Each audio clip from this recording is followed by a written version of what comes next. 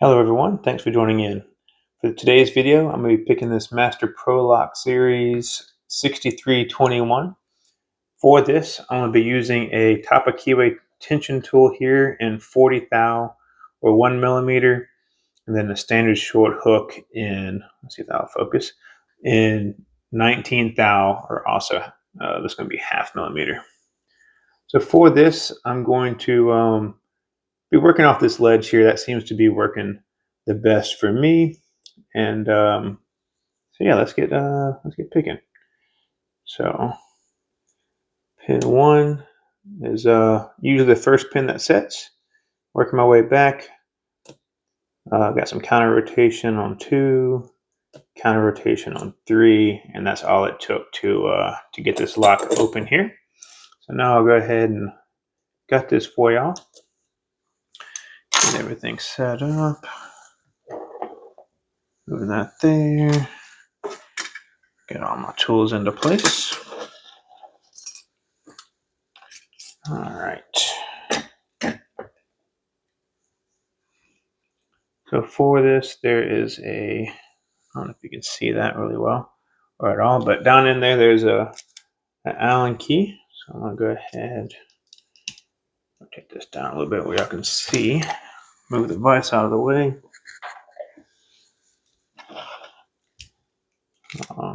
Yeah. So this disassembles like most locks. Probably most familiar with maybe an American 1100, but it comes apart very similar to that lock. And there's the insides. Looks like this lock could be bypassed fairly easily. I don't have any bypass tools. I just prefer to pick, but it probably would be susceptible to that. Go ahead and remove the C-clip. Get the keys. Yep, the right key. Get my follower here.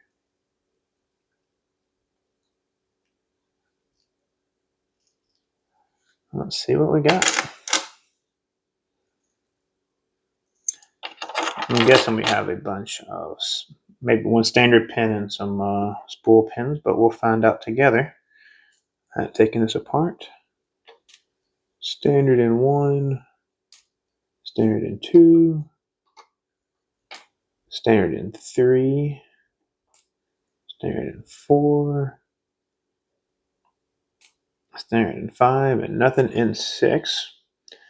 So I always think it's goofy when they have 6 pins or 6 holes but don't use them, but that's something that Master does. I think they're not alone, but we'll see. So nothing too exciting there. Moving on to the housing here.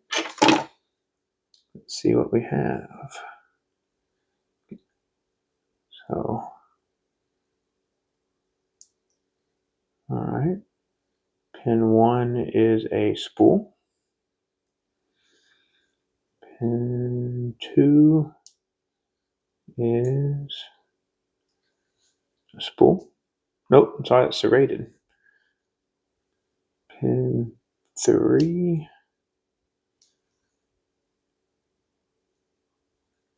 That's an anti-bump pin. That's the first I've seen of those in the wild. I'll show that up a little closer here in a second. Those are fun. I don't know if I've seen those in the wild, but we'll see. And then 4 was a spool. Let's see what 5 was. 5 was also a spool. So lots of spools in here.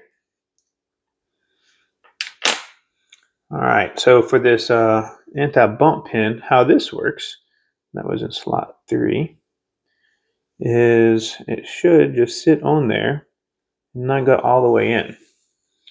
So if you see, it just sits in that cylinder or that hole, but doesn't go all the way in. If I could hold it better.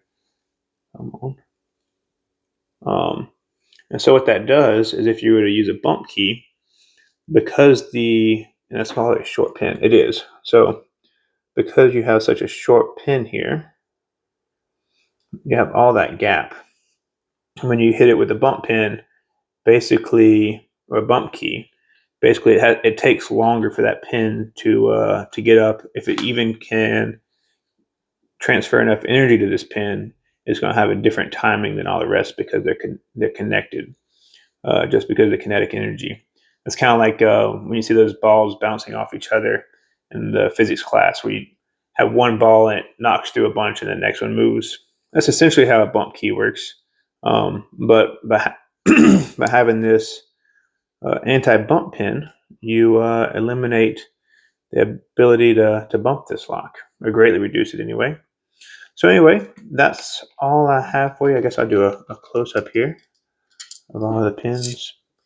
But yeah, so pin 1 is a standard, pin 2 is serrated, 3 is an anti-bump, and then 4 and 5 are going to be serrated. So anyway, this is all I have for you today, and I'll see y'all next time.